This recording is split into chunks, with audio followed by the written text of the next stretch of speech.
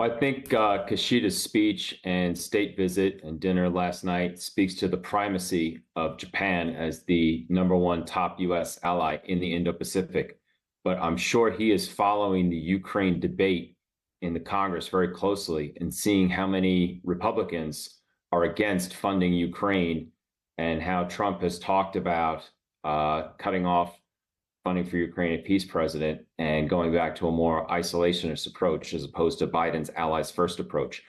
I think he was here to cheer us up and pep us up and tell us not to be down on ourselves and let us know how much the world actually needs us, before we're always beating each other up. Can we talk about the role of Japan in this context? Because fairly significant conversations. How is Japan a counterweight to China in the region at this point?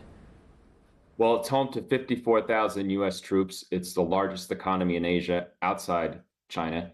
It's a democracy, home to many companies and businesses who don't have to compromise their values by doing business there. It's the number one foreign investor in the United States that employs over 1 million Americans.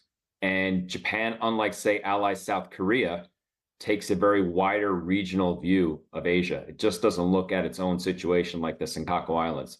It's very concerned about Taiwan's security and has also been with us in trying to open up the South China Sea. Now, Japan, like the United States, does not have a claim in the South China Sea. The Philippines does, but it's been supplying military hardware to the Philippines, will be joint training with the U.S. and Philippines. So really, Japan is our representative in Asia. And when we retreated from Asia during the Trump years, it was Japan that kept our seat warm there. Remember, we were stupid enough to leave TPP, which Britain is now smart enough to join, and Japan took it over. So I think Japan is there as America's representative in Asia and always there to push our values and push our objectives, even if we're not always smart enough to follow through on it ourselves.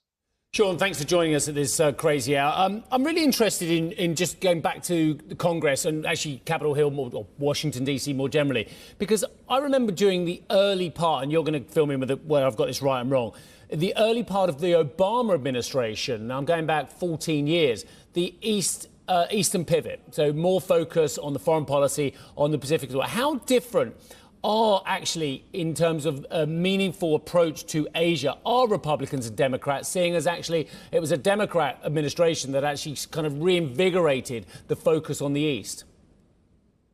I had said, at the time I was on with Bernie Lowe, who was calling me out on this in 2016. I said that as a lifelong Republican, I had to admit that Obama had been the best president for Asia since Eisenhower. It was Obama that lifted the lethal arms embargo on Vietnam. It was Obama who deployed the THAAD anti-missile defense system to South Korea. It was Obama who became the first sitting U.S. president in history to say that Japan's Senkaku Islands fall under Article 5 of the U.S.-Japan Defense Treaty.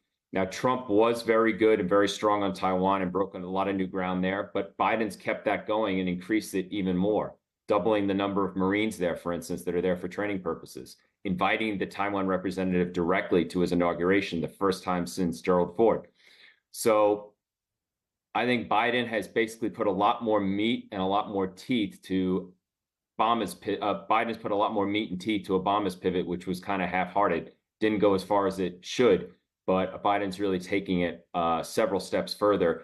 We see it not just with the relationship with Japan, but this trilateral relationship with the Philippines and Japan, and also, very importantly, the trilateral summit, the first of its kind last year at Camp David, with South Korea, Japan, and the United States. But that took a bit of a step back this week because on Wednesday, President Yoon's party suffered a crushing defeat in the legislature, which is going to hamper him a little bit in his dealings with Japan and embolden the opposition. So again, it shows that no matter come hell or high water, whatever the election, Japan's always there, and Korea's kind of in and out, depending on who wins the last election.